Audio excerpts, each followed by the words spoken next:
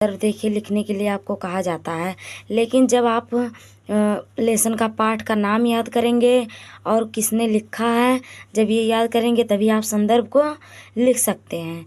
ठीक है, तो आप मैं मतलब वीडियो डाली हूँ कि मतलब लेखक का नाम और उनका कौन सा पाठ लिखे हैं, सारा मतलब डाले हैं, आप जा कर के वहाँ से देख सकते हैं। ठीक है, तो आपको संदर्भ में देखिए, संदर्भ गद्य में भी पूछा जाता है और हमारे इसमें पद्य में भी पूछा जाता है।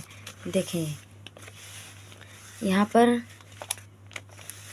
देखेंगे, यहाँ पर देखें पद्य में भी संदर्भ लिखने के लिए बोलता है और गद्य में भी हमारे संदर्भ लिखने के लिए बोलता है। ठीक है, तो हम गद्य और पद्य का संदर्भ आज देखेंगे, जो बहुत ही हमारे एग्ज़ाम के लिए बहुत ही इम्पोर्टेंट है। तो आपको इसको देखना है अच्छे से, कि जिससे बहुत ही ईजी तरीके से, बहुत ही आसान तरीका है हमारे एग्ज़ाम के लिए। ठीक है, तो संदर्भ देखेंगे हम कैसे लिखेंगे। देखिए संदर्भ,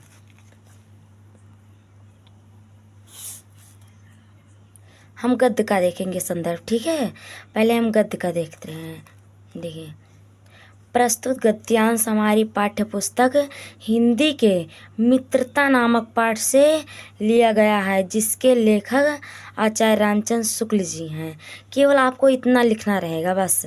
देखिए बहुत ही इजीली तरीके से दिया गया है, क्योंकि और सारे बुक में पता नहीं कैसे से इधर उधर से घुमा उमा करके दिया गया है, लेकिन ये बहुत ही आसान है। केवल आपको दो चीज़ चेंज करना है और दोनों का गद्य एवं पद्य का दोनों का ही वैसे ही सेम रहेगा।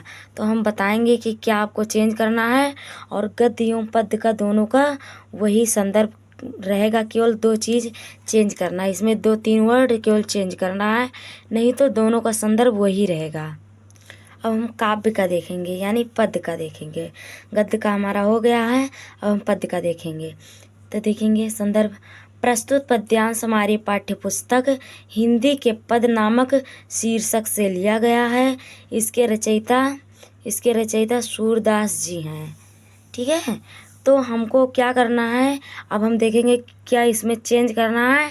और दोनों का एक ही, अगर एक संदर्भ हम याद कर लेते हैं तो हमें दोनों संदर्भ याद हो जाएगा। और क्या उसमें चेंज करना है, ठीक है, हम देखेंगे। अब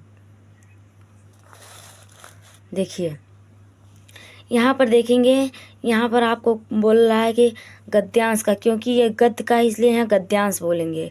ठीक है, और ये पद्य का है।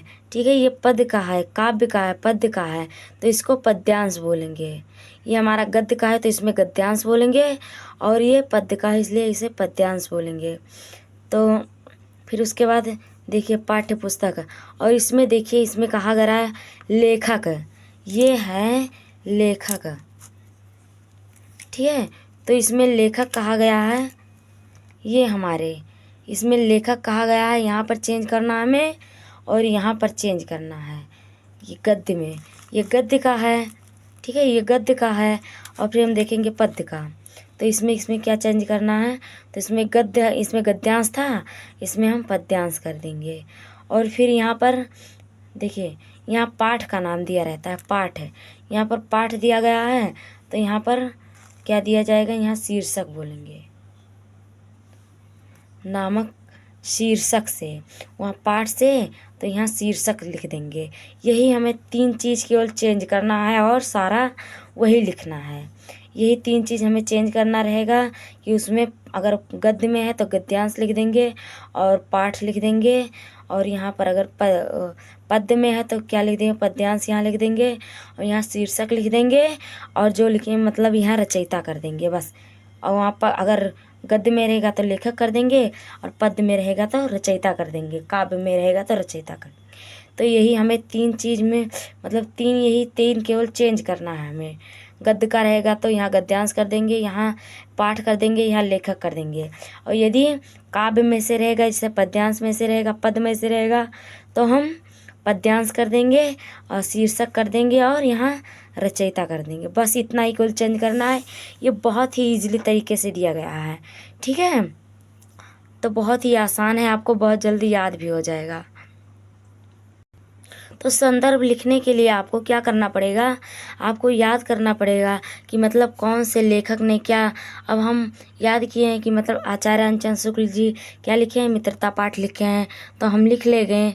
लेकिन आपको याद करना पड़ेगा कि कौन से लेखक ने कौन सा पाठ तो हम देखेंगे कि कौन से लेखक ने कौन सा पाठ लिखा है। तो देखिए आचार्य रामचंद्र शुक्ल, आचार्य रामचंद्र शुक्ल हमारे कौन से पाठ लिखे हैं, मित्रता पाठ लिखे हैं। जयशंकर प्रसाद जी क्या लिखे हैं, ममता पाठ लिखे हैं। पद्मलाल पुन्नालाल बख्शी कौन सा पाठ लिखे हैं, क्या लिखूं लिखे हैं। डॉक्टर राजेंद्र प्रसाद क्या लिखे हैं, भारतीय संस्कृति लिखे हैं। तो जब अगर ये आपको संदर्भ लिखना है तो इनका नेम याद करना पड़ेगा, ठीक है, तभी आप संदर्भ लिख सकते हैं। अब देखिए रामधारी सिंह दिनकर ईर्षा तू ना गई मेरे मन से लिखे हैं। डॉक्टर भगवत सर उपाध्याय अजंता लिखे हैं। जयप्रकाश भारती ये क्या लिखे हैं, पानी में चंदा और चांद पर आदमी, ठीक है। अब हम काव्य का देखेंगे। काव्य को आपको बता दिया गया है, मतलब पद का पद्यांश का आपको बता ही दिया गया है कि कैसे आपको संदर्भ लिखना है। देखें ही हैं, तो देखिए इनका और इनका पाठ भी देख लीजिए कि मतलब कौन लिखे हैं। मतलब शीर्षक का देख लेंगे, रचयिता का मतलब रचनाकार के जो है उनका नाम देख लेंगे और कौन सा मतलब शीर्षक का नाम देख लेंगे। तो देखिए सूरदास जी से क्या लिखे हैं, कौन का शीर्षक क्या है, पद है। सूरदास जी का तो क्या है, पद है। और तुलसीदास जी का क्या है, धनुष भंग वन पथ पर, ये 2 लिखे हैं। और रसखान क्या लिखे हैं, सव्य, देखेंगे सव्य कवित ये लिखे हैं।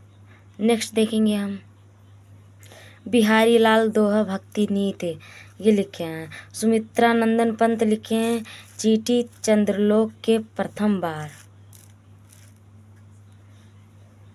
देखेंगे महादेवी वर्मा क्या लिखी हैं, हिमालय से वर्षा सुंदरी के प्रति ये लिखे हैं। और राम नरेश त्रिपाठी क्या लिखे हैं, राम नरेश त्रिपाठी स्वदेश प्रेम ये लिखे हैं।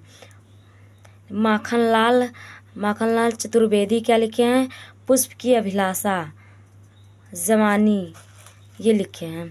देखिए यदि आपको हमारा वीडियो पसंद आए तो प्लीज़ लाइक एंड सब्सक्राइब कर दीजिएगा, जिससे आपको हमारा वीडियो मिलता रहे और आप अच्छे से तैयारी कर सकें, ठीक है, क्योंकि बहुत मेहनत लगता है इसे बनाने में, ठीक है, लिखने में, सुनने में।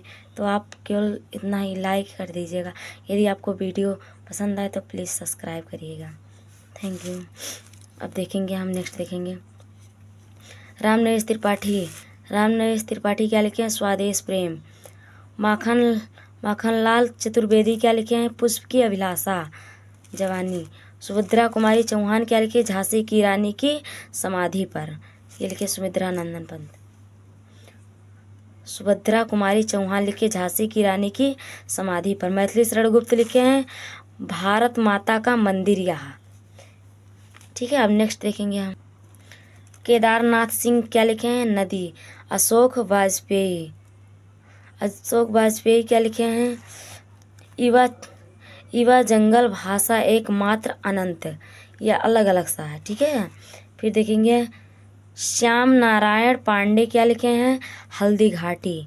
बस हमारा ख़त्म हो चुका है, ठीक है। यदि हमारा वीडियो आपको पसंद आए तो प्लीज़ लाइक एंड सब्सक्राइब करिएगा। धन्यवाद।